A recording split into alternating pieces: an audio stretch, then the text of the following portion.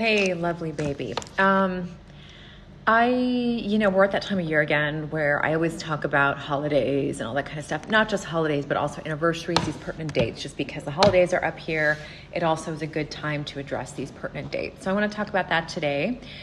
My name is Abigail. We're here to normalize conversations and education about death and dying so we die better at the end of life and hopefully live a good one till we get there. So let's get into it today.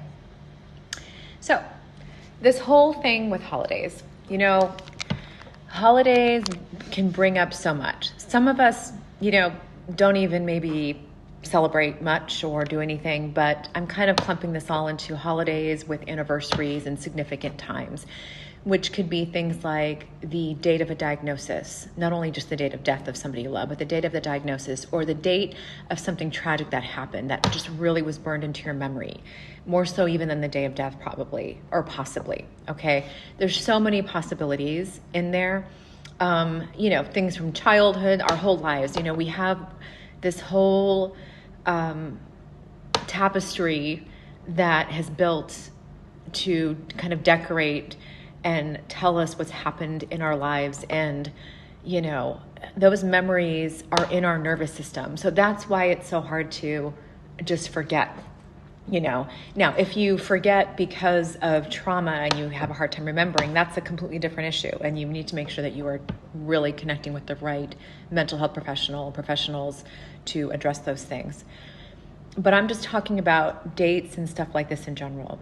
When I was younger, I had my own growing up experience that I did a lot to heal from.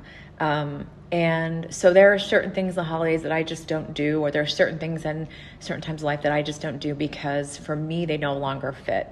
And this is really okay. The older I get and the fact that I'm entered early menopause, yay for that. And the fact that I take 13 medications every day and feel like I have to tend to this body all the time, in addition just to everything, and taking in what's happening in the world and also feeling this weight of the world and all the bad things that are happening and just me doing my part when I can, outside of just the regular teaching of death and dying and stuff, obviously. But, I realize that I'm doing more for me and doing less to people please. A lot of that I think is with just my own journey and with early menopause and things like that.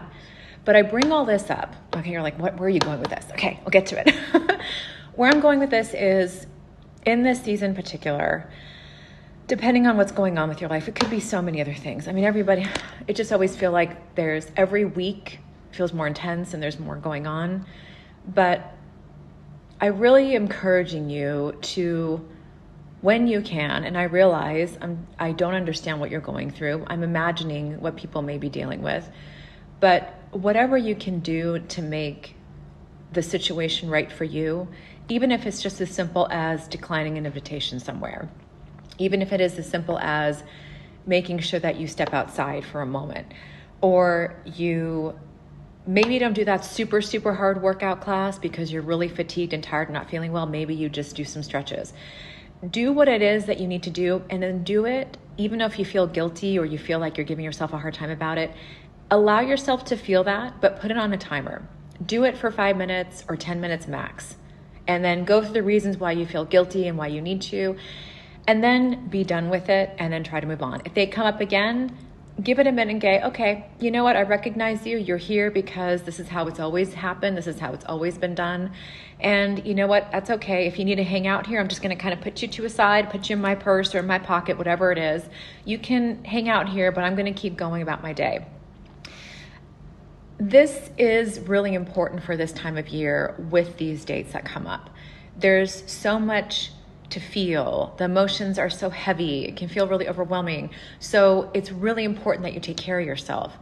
But for many people, and I speak a lot of times in the context of a woman, because as a woman, we've been conditioned in societal norms to give more, to always put ourselves second, things like that. So that's just a little piece that I'm putting to the table, excuse me.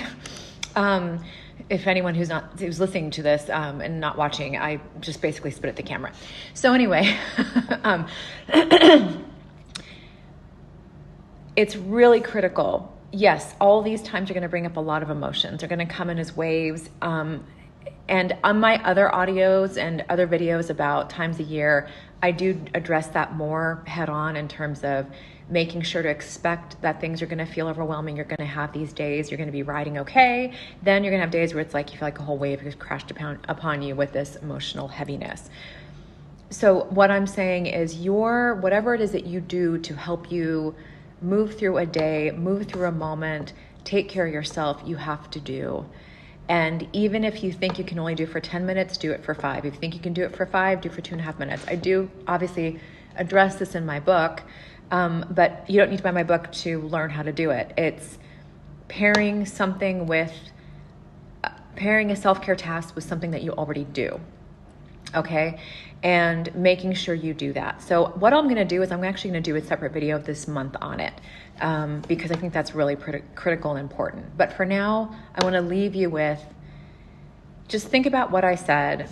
You can think about what I shared personally, all that kind of stuff, but know that you are beyond worth doing something to take care of yourself. I don't care what anyone else has told you and has programmed into your mind, the narrative that you're living with or anything like that. I know for a fact that when you grow up with a certain narrative, it takes a lot of time to change that. And it's not just, oh, I'm just going to change my mind. It's actually reworking with your nervous system. And there are several different modalities to do that. But I'm not going to tell you what that is because it would be irresponsible of me to do that. I may share personal stories with you, and maybe I'll do that in a couple of things because some people have asked. But this is in no way, shape, or form telling you that what works for me is going to work for you, because you have to really determine what's going to work for you, and you need to seek the right help, attention, whatever it is, from the right people, because your case is so individual as a person living this life, as exhausting as it is. All of this to say is just, I'm really thinking about you. I'm always thinking about all of you when I'm talking to the camera. Personally, I don't really like to just sit here and talk and, have to look at myself. I was trying to look at, a little bit to the side, but otherwise I'm criticizing myself. But anyway, I really think about the other person on the other line who is exhausted for whatever reason, dealing with so much crap for whatever reason. And when I was in that position, I deal with fatigue a lot right now, but when I was completely exhausted and dealing with really serious burnout and working insane hours and everything like that, I can just think about you with all other additional responsibilities that you may have, and just imagining that you don't have one more ounce to pull from. And as much as you're doing for everybody else, it does take a little tiny bit of effort to do something for yourself. And it can be super tiny. And it may have to be super tiny. It may have to be really minute to do that. And I want to encourage you to see if you can do that. So I'm going to do another video for this month, for December, on that specifically, on how you tie those self-care activities in for you. Self-care, replenishing type of things. Okay, I love you. Let's continue to normalize these conversations and education about death and dying so we die better at the end of life, and hopefully, even more importantly, even just as importantly, live a good one till we get there. I love you. I'm thinking about you, especially during this holiday season. Jeez, it's crazy. Okay, I love you. Talk to you soon. Bye.